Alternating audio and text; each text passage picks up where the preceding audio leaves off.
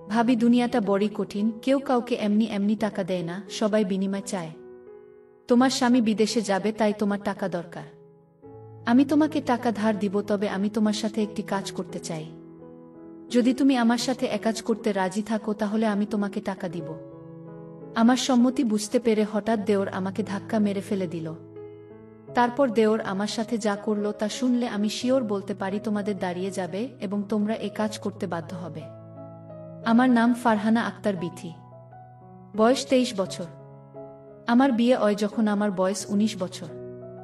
আমাদের বিয়ের 2 বছরে প্রথম সন্তান জন্ম হয়।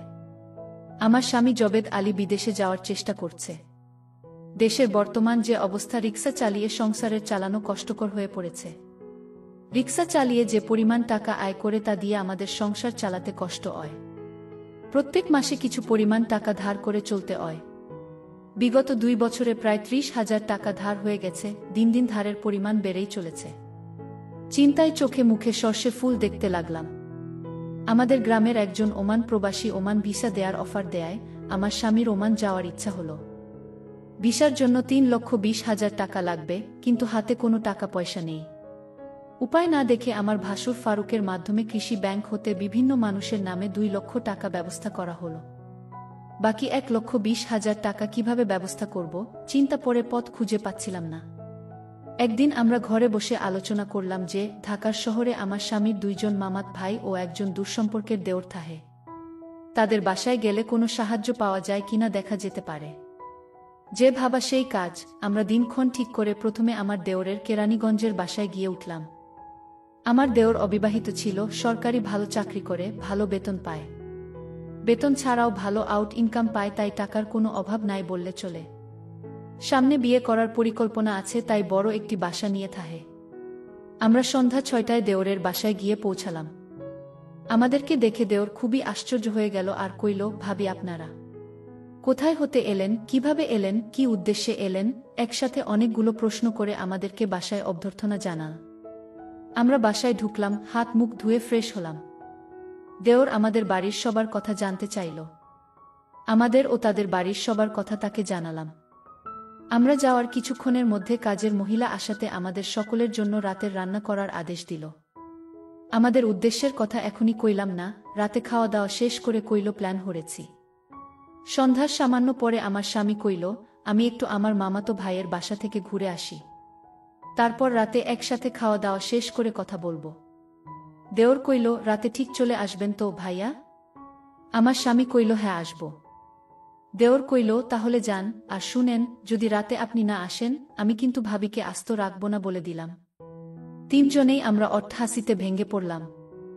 আমার স্বামী চলে গেল, আমি আমার শিশু বাচ্চাকে খাওয়ালাম এবং তাকে ঘুম পাড়িয়ে দিলাম। আমরা দেওর ভাবি সোফায় বসে টিভি দেখছিলাম আর দেশের নানা কথাতে মশগুল হয়ে গেলাম। কথার মাঝে আমাদের উদ্দেশ্যের কথা কইলাম। তোমার ভাই বিদেশে যেতে চায়, কিন্তু টাকার খুব অভাব। মোটামুটি 2 লাখ টাকা জোগাড় হয়েছি। আরও 1,20,000 টাকা দরকার, তুমি দিতে পারবে ভাই? তাহলে আমাদের অনেক উপকার হবে। আমি কথাটা দেওরকে কইলাম। আমার কথা শুনে দেওর কইল, এত টাকা আমি একসাথে কখনো দেখি নাই বলে হঠাৎ দুষ্টুমির ছলে সোফায় কাত হয়ে পড়ে গেল। অভিনয় করার দরকার নেই বলে আমি তাকে টেনে তুলতে গেলাম। অমনি সে আমাকে দুহাতে ধরে আমার হামি শুরু করল। আমি এই দুষ্ট বলে তার কাঁধে থাপ্পড় দিতে লাগলাম, কিন্তু কিছুতেই ছাড়ার পাত্র নয়। আমি বারবার তাকে সতর্ক করে বলতে লাগলাম, দেখো ভাই, এখনই তোমার ভাই দরজার কড়া নাড়বে, তখন ভারী বিপদ হয়ে যাবে। কিন্তু আমার কোনো কথা সে শুনল না। তার এমন পাগলামি দেখে আমি কইলাম, তোমার ভাই যদি না আসে তাহলে আমি কথা দিলাম তোমাকে বাধা দিব না, কিন্তু তোমার ভাইয়ের সামনে আমাকে বিপদে ফেলো না। আমার কথা শুনে সে কইল, ভাইয়া না আসলে তো হবেই, কিন্তু এখন একবার। ভাবি তুমি রাগ করো না প্লিজ। তখন আমি নিরুপায় হয়ে তার সাথে রাজি না হয়ে পারলাম না। তারপর আমরা রাতের খাবার খেয়ে নিলাম। আমার স্বামী জবেদ আলী সেদিন রাতে আর বাসায় আসলো না। তার জন্য অপেক্ষা করতে করতে আমরা শুয়ে পড়লাম। সেদিন রাতে আমি একটুও ঘুমাতে পারলাম না। সকালে গোসল সেরে আমরা স্বাভাবিকভাবে নাস্তা সেরে নিলাম। আমার স্বামী জবেদ আলী বাসায় আসলো 9টায়, তাকে নাস্তা দিলাম, আমরা চলে যাবার চিন্তা করলাম। তার আগে আবার একবার দেওরকে টাকার কথা কইলাম। দেওর কইল, টাকা জোগাড় করতে আমার সপ্তাহ খানেক সময় লাগবে। কখন টাকা লাগবে তোমাদের? আমি কইলাম, আগামী 1 সপ্তাহের মধ্যে হলে আমাদের হবে। আমার স্বামীর দিকে লক্ষ্য করে কইল, তাহলে আগামী রবিবার তুমি আবার এসো। আমি মিনিমাম 1 লাখ টাকা দিতে পারব। বাকি 20,000 টাকা তুমি অন্য কোথাও সংগ্রহ করতে পার কিনা দেখো। আমার স্বামী কি যেন চিন্তা করে কইল, তাহলে আমি তোর ভাবিকে রেখে যাই, তুই যত তাড়াতাড়ি পারিস টাকা জোগাড় হলে তোর ভাবিকে পাঠিয়ে দিস। আমি আপত্তি করলাম। আমার স্বামী আড়ালে নিয়ে আমাকে কইল, যদি আমরা কেউ সামনে না থাকি তাহলে সে টাকা দেওয়ার কথা ভুলে যাবে, আর তুমি এখানে থাকলে এমন কিছু ঘটবে না। আমি তোমাকে বিশ্বাস করি, আর আমার চাচাত ভাই হিসাব যথেষ্ট চরিত্রবান। কোনোদিন কোনো মেয়ের দিকে চোখ তুলে তাকায়নি।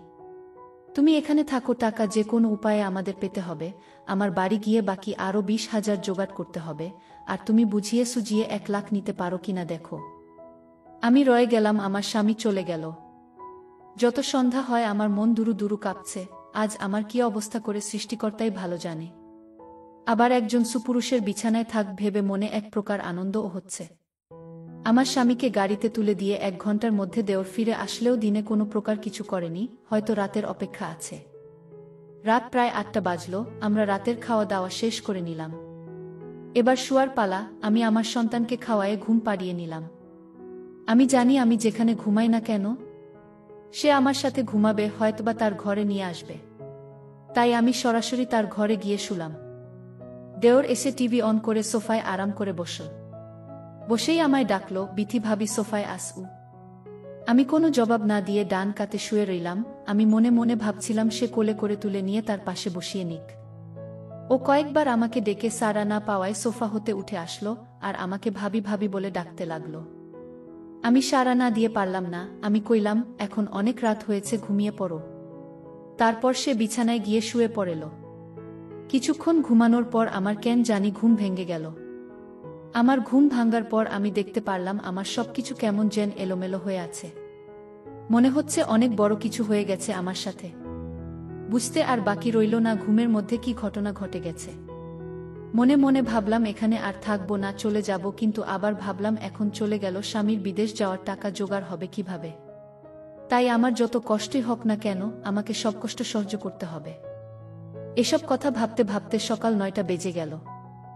সকাল সকাল গোসল শেষ, আমরা নাস্তা খেলাম। সকাল 8টায় আমাকে একটা মোবাইল টেলিফোন দিয়ে কইল অফিস হতে আমি যোগাযোগ করতে পারি, তাই এটা দিলাম বলে অফিসে চলে গেল। আমি একা তার পথ চেয়ে বসে রইলাম। অফিসে চলে যাওয়ার পর আমি সম্পূর্ণ একা বসে বসে টবি দেখছিলাম। হঠাৎ কে যেন দরজায় কড়া নাড়ল। দরজার পাশে গিয়ে জিজ্ঞেস করলাম, কে?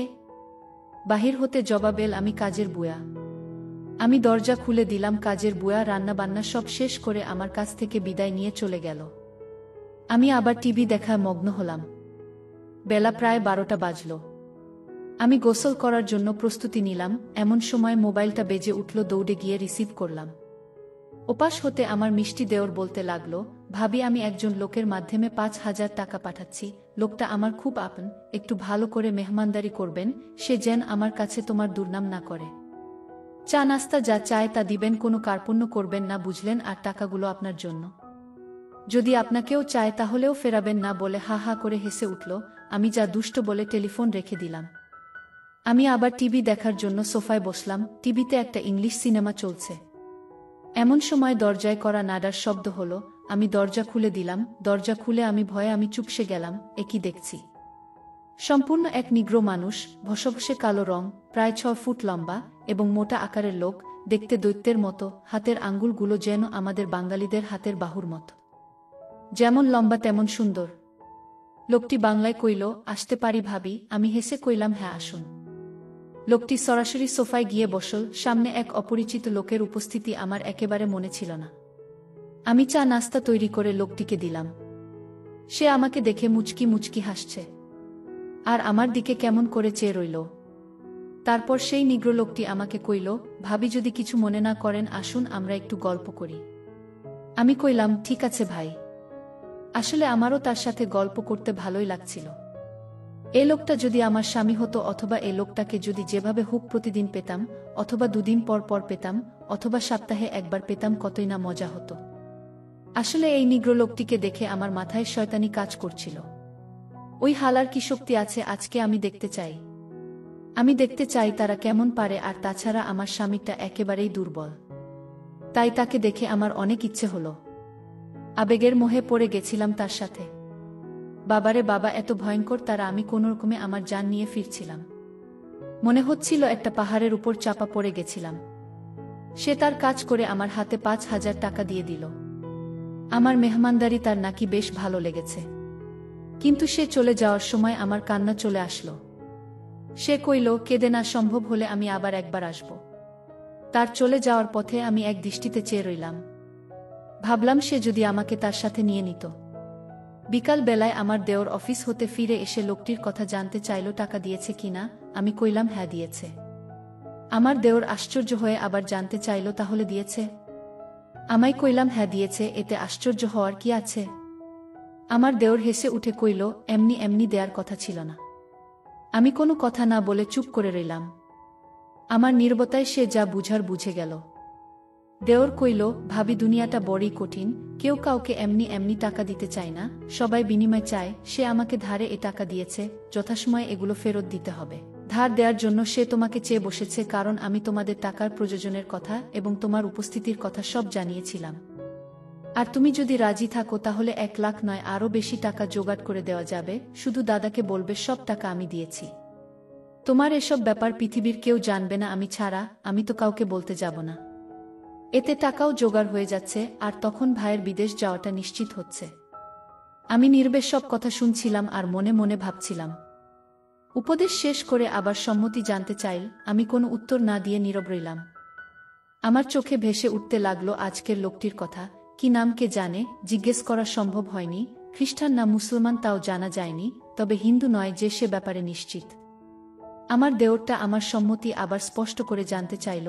কইলাম, আমি কি বলবো, তুমি যা ভালো মনে কর তাই করতে পাবো। রাতে একজন মেহমানকে দাওয়াত করেছি, মানসিকভাবে তৈরি থাকিও।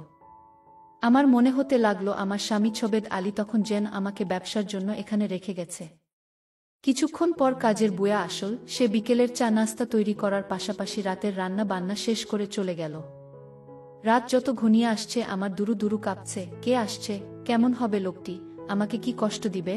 আরও ভাবছি তারা কি একসাথে দুজনে আসবে নাকি মেহমান একা করবে। মনের ভিতর একটা চঞ্চলতা কাজ করতে লাগলো। আজ আমার দেওরের মধ্যে আমাকে নিয়ে কোনো আগ্রহ লক্ষণই দেখতে পাচ্ছি না। সম্ভবত রাতের মেহমানের জন্য আমাকে ফ্রি রাখতে চাচ্ছে।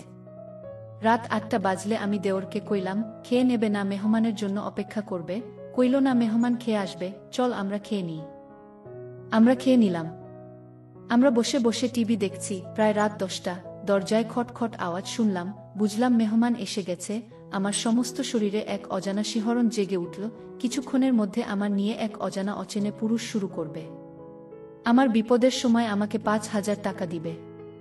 আমার দেওর দরজা খুলে দিল। মেহমান ঘরে ঢুকে জানতে চাইল, তোমার বিথি ভাবি কই? দেওর বলল, ভিতরে আছে। দুজনে একসাথে আমি যে ঘরে আছি সে ঘরে চলে এল। দেওর তার সাথে আমাকে পরিচয় করিয়ে দিল। লোকটির দৃষ্টি আমার উপর। লোকটি দেওরের উদ্দেশ্য করে কইল, তোমার ভাবিকে দেখতে দারুণ লাগছে। আমি একমনে টিভির দিকে তাকিয়ে আছি আর চোখে লোকটির অবয়ব দেখছি। ফর্সা সুন্দর চেহারার লোক। আমার দেওর কয়েক মিনিট পর বলে উঠল, তোমরা বসে কথা বল, আমি একটু পাশের রুম হতে আসছি। সে আসবে না আমি জানি, সেটা বলে লোকটির কাছে আমাকে হাওলা করে দিয়ে গেল। লোকটিও সেটা বুঝেছে। দেওর বের হওয়ার সাথে সাথে লোকটি আমাকে অনেকক্ষণ পর আমার হাতে 5,000 টাকার বান্ডিল দিয়ে পাশের রুমে গিয়ে ঘুমাল। আমার দেওরকে নিয়ে ঘুমিয়ে গেলাম। সেই রাতে আমি একটুও ঘুমাতে পারিনি। সকালে ঘুম হতে উঠে বাথরুম সেরে গোসল করলাম। তারপর দুজনে চা নাস্তা খেলাম। আমার দেওর সকাল 8টায় অফিসে রওনা হয়ে গেল। আজ কোনো মেহমান আসবে কিনা বলে যায়নি। আমার কাছে গতকালের রেখে যাওয়া তার মোবাইলটা কিন্তু আছে। হয়তো যোগাযোগ করবে, না করলে আরও ভালো। আমি বৃহস্পতিবার থেকে যে পরিশ্রম করছি শুধু স্বামী বিদেশে যাওয়ার টাকার জন্য। আজ বিশ্রাম নেয়া দরকার। দেওর চলে যাওয়ার পর কেমন জানি একা একা লাগছে। বুয়া আসল। দরজায় কল করার সাথে সাথে আমি গিয়ে খুলে দিলাম। বুয়া তার কাজ ঘন্টা দেড়েকের মধ্যে শেষ করে চলে গেল। আমি আবার একা হয়ে গেলাম। ঘরের দরজার খিল মেরে দিয়ে শুয়ে রইলাম। আজ কদিনের সব ঘটনা ভাবতে ভাবতে তন্দ্রা এসে গেল। হঠাৎ মনে হল দরজা খুলে কেং যেন প্রবেশ করছে। ভাবলাম আমার দেওরটা হয়তো আজ তাড়াতাড়ি ফিরে এসেছে, তাই শুয়া হতে উঠলাম না। দেওরের সাথে ছলনা ও দুষ্টুমি করার জন্য ঘুমের ভান ধরে পড়ে রইলাম। মনে মনে ভাবলাম সে আমায় না জাগিয়ে নিশ্চয় আমার সাথে দুষ্টুমি করবে। দেওর ঘরে ঢুকে দরজা বন্ধ করে দিল, আস্তে এক পা দুপা করে আমার ঘরে প্রবেশ করল। আমি আজ প্রতিজ্ঞা করলাম যতক্ষণ তার আমার শেষ না হয় ততক্ষণ আমি চোখ খুলব না। দেওরটা আমার ঘরে ঢুকে কোনো কথা বলল না। সবশেষে যখন বুঝতে পারলাম সে আমার দেওর না, তখন মনে মনে নিজেকে ধিক্কার দিলাম, ছিছি একজন অচেনা মানুষ আমাকে বিনা বাধায় এমন করল, আর আমিও। আমি জিজ্ঞেস করলাম, আপনাকে কে পাঠিয়েছে? বলল, আমাকে কেউ পাঠায় নাই। আমি তোমাদের সকল কর্মকাণ্ড জানি এবং দেখেছি। আমি পাশের বাসায় থাকি এবং এ ঘরগুলোর মালিক। বাসা হতে বের হবার সময় দেখলাম তোমার দরজাটা ফাঁকা লাগাওনি। আমি ঢুকলাম, তোমাকে দেখে লোক সামলাতে পারলাম না। তবে এত সহজ তোমাকে যে পাবো ভাবি নাই। আচ্ছা বলতো, আমার জায়গায় তুমি কাকে ভেবেছিলে? কইলাম, আমার দেওরকে। সে বলল, তুমি এখানে এসে একাজে লিপ্ত হলে কেন? জবাবে কইলাম, আমার স্বামী বিদেশে যাওয়ার জন্য 1,20,000 টাকা ধার চাইতে এসেছিলাম। টাকা জোগাড়ের কথা বলে আমার দেওর আমাকে রেখে দেয়, আর বিভিন্ন লোক আসে এবং যাওয়ার সময় 5,000 টাকা দিয়ে যায়। এ পর্যন্ত 15,000 টাকা জোগাড় হয়েছে। আমি সত্যিকারে এমন নই, স্বামীর মঙ্গল এবং দেওরের অনুরোধে এমনটা হরেছি। তোমার কি আপন দেওর? না, আমার স্বামীর গ্রাম্য বাল্য বন্ধু এবং দূর সম্পর্কের চাচাত ভাই। লোকটি হেসে উঠল, তাই? চিন্তা করো না, আমি তোমাকে সাহায্য করব। আমি এখানে একা থাকি, কেউ নেই। যতদিন থাক আমি তোমাকে চাই। আমি এখনই তোমাকে 30,000 টাকা দিচ্ছি। এ বলে বাসায় গিয়ে টাকা নিয়ে ফিরে আসল। আমার 30,000 টাকার বান্ডিল দিয়ে কইল, কাউকে বলবে না। তোমার দেওর 1,00,000 টাকা দিলেও এগুলো তোমার, শুধু দিনের একটা সময়ে তোমাকে চাই, যতদিন এখানে থাকো। আমি মেঘ না চাইতে বৃষ্টি পেলাম। আমার দেওর অফিসে চলে গেলে আমার একাকিত্বের সঙ্গী পেলাম, যেটা আমার দেওরও কখনো জানবে না। সন্ধ্যার পরে আমার দেওর অফিস থেকে ফিরে এল, সাথে একজন কোট টাই পরা ভদ্রলোক। দরজায় নক করতে আমি দরজা খুলে দিলাম। সাথের মেহমানের চোখাচোখি হলো। আমি কোনো প্রকার সম্ভাষণ না করে দরজা হতে ফিরে এলাম। লোকটি মৃদু স্বরে জিজ্ঞেস করল, এটা নাকি তোমার ভাবি? দেওর বলল, হ্যাঁ। তারা আমার পাশের রুমে ঢুকল। আমার দেওর তাকে বসিয়ে আমার রুমে আসল। আমি কিছু জানতে চাওয়ার আগে সে বলতে লাগলো, বুঝলে ভাবি, দুনিয়াটা খারাপ হয়ে গেছে, কেউ কাউকে সাহায্য করতে চায় না। সবাই চায় সাহায্যের বিনিময়ে কিছু পেতে। আমি পড়েছি মহা বিপদে, তোমাদের টাকা জোগাড় করতে তোমাকে ভিন্ন পথে ব্যবহার করতে হচ্ছে। বাধ্য হয়ে আজ আবার একজনকে নিয়ে আসতে হলো। আমি কোনো উত্তর দিলাম না। সে একটু থেমে আবার বলতে লাগলো, মেহমানের নাম মিস্টার এলভেন, বাংলাদেশে এসেছো বেড়াতে। গ্রাম্য শাড়ি পরা ললনা নাকি তার খুব পছন্দ। আমার সাথে পরিচয় 6 মাস পর্যন্ত। আজ দেখা হতে তোমার সমস্যার কথা বলতে আসার আগ্রহ দেখালে নিয়ে আসলাম। আমি শুধু কইলাম, মেহমানকে কি খাওয়াবে? বলল, সে বিষয়ে তুমি চিন্তা করো না, আমি হোটেল থেকে নিয়ে আসব। তুমি খেয়ে নাও, আমরা দুজনে একসাথে খাব। সে কাপড় বদলে পাশের রুমে চলে গেল। সে ফাঁকে আমি খেয়ে নিলাম। রাত 8:30 বেজে গেল। দেওর এলভেনের জন্য খাবার আনতে বের হলো। সে বের হবার সাথে সাথে লোকটি ঘরে প্রবেশ করল, সরাসরি আমার পাশে সোফায় বসে গেল। আমি একটু লজ্জাবনতভাবে উঠে দাঁড়িয়ে তাকে বসার জন্য অনুরোধ করলাম। সে বসে আমাকে তার পাশে বসতে বলল। আমাদের বাংলাদেশিদের চেয়ে বিদেশিরা অনেক স্মার্ট, ওদের তুলনায় আমার স্বামী কিছুই না। সবশেষে সে যখন চলে যাবে, সে আমাকে 10,000 টাকা হাতে ধরিয়ে দিল। এভাবে আমার 1,20,000 টাকা জোগাড় হয়ে গেলে দেওরকে কইলাম, আমি চলে যেতে চাই। দেওর না বলল না। তারপরের দিন সকালে আমায় বাসে তুলে দিলে আমি বাড়ি চলে এলাম। কয়েকদিন পর আমার স্বামী বিদেশে চলে গেল। এখন আমাদের সংসারে কোনো অভাব নেই। স্বামী মাস থেকে যে পরিমাণ টাকা পাঠায় তাতে আমাদের সংসার চলে, অনেক টাকা বেঁচে যায়।